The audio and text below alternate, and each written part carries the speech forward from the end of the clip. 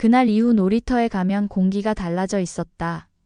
전에는 아이들 엄마들 사이에 섞여 자연스럽게 대화를 나누곤 했는데 이제는 왠지 모르게 대화의 흐름이 끊기고 나만 따로 떨어져 있는 듯한 분위기가 감돌았다. 아이들이 모래놀이를 하고 있을 때 옆에 있던 엄마 2명이 작은 목소리로 이야기를 나누는 게 들려왔다. 그러니까 괜히 잘 지내려는 사람을 그렇게까지 밀어내야 했을까? 그러게 그래도 그 엄마가 먼저 잘해주려고 했잖아. 대놓고 내 얘기라는 말은 없었지만 뻔히 알 수 있었다. 심장이 덜컥 내려앉았고 괜히 아이를 서둘러 불러 집으로 데리고 들어왔다. 며칠 후 장을 보러 단지 앞 마트에 갔는데 익숙한 시선들이 느껴졌다. 평소 친하게 지내던 엄마조차 눈인사만 하고 서둘러 자리를 피했다. 나중에 들으니 그녀가 이런 식으로 말을 하고 다녔다고 했다. 그 집은 너무 자기만 아는 집이에요. 같이 어울리려고 하면 벽을 쳐요. 남편도 까다롭다던데 아마 그래서 그런가 봐요. 나는 억울했다.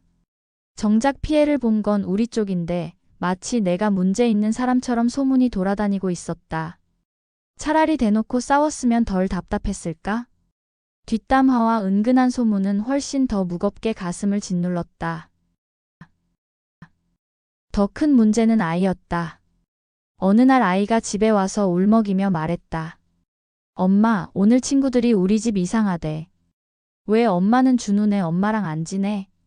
그 순간 가슴이 철렁 내려앉았다. 아이들에게까지 이야기가 흘러들어간 것이다. 나는 아이를 꼭 안아주며 달랬지만 속으로는 분노가 치밀었다. 내가 선택한 거리두기가 결국 내 아이까지 힘들게 만드는 건가? 그런데 그 와중에 뜻밖의 사람이 손을 내밀었다. 평소 조용히 지내던 옆동 호수 엄마가 놀이터에서 조심스럽게 다가왔다. 저 혹시 괜찮으시면 잠깐 얘기 나눌 수 있을까요?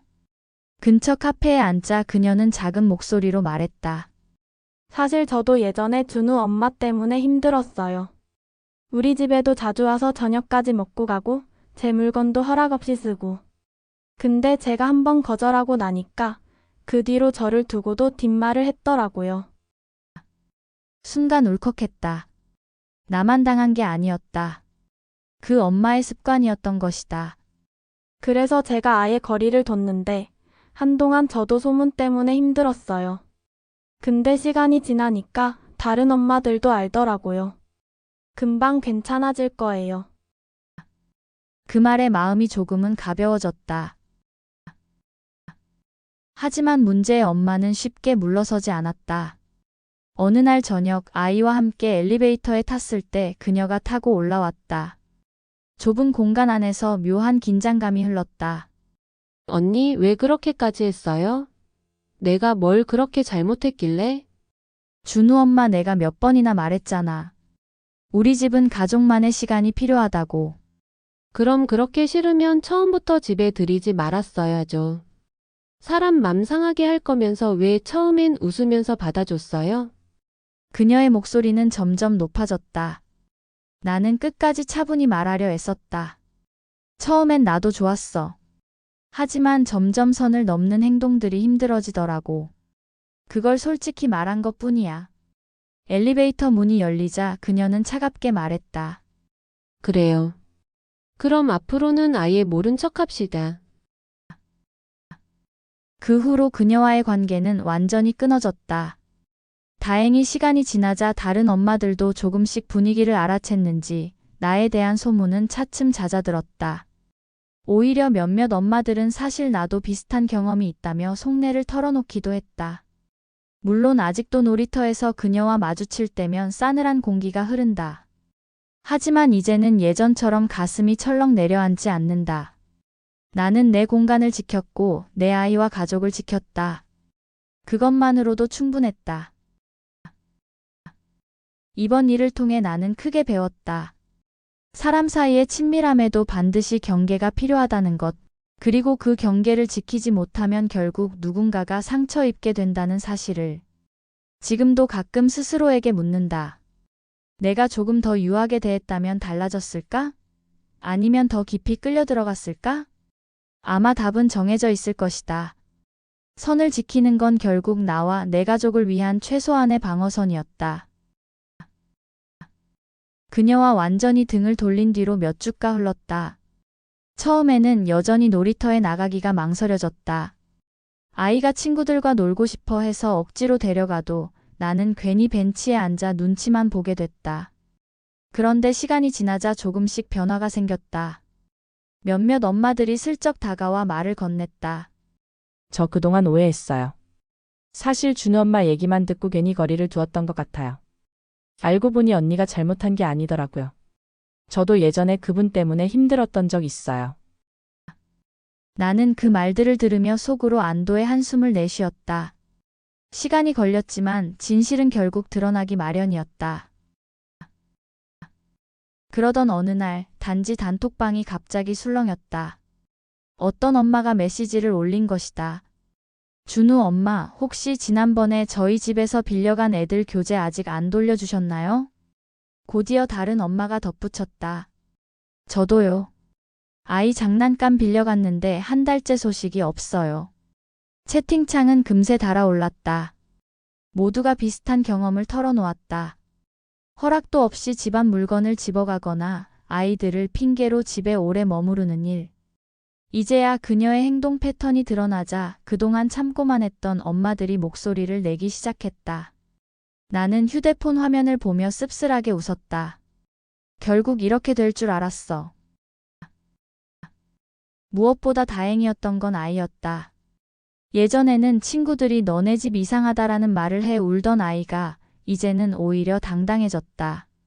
엄마, 준우는 자기네 엄마가 왜 자꾸 남의 집 물건 가져가냐고 친구들한테 놀림받았대. 아이의 목소리에는 안도와 약간의 우쭐함이 섞여 있었다. 나는 그 모습을 보며 다짐했다. 내가 아이에게 보여줘야 할 건 무조건 참는 게 아니라 잘못된 건 분명히 선을 긋는 용기구나.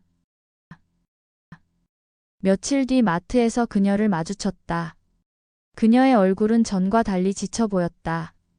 나를 보자 잠시 눈치를 보더니 애써 무심한 듯 고개를 돌렸다. 나도 짧게 인사만 하고 지나쳤다. 마음이 전혀 불편하지 않은 건 아니었다.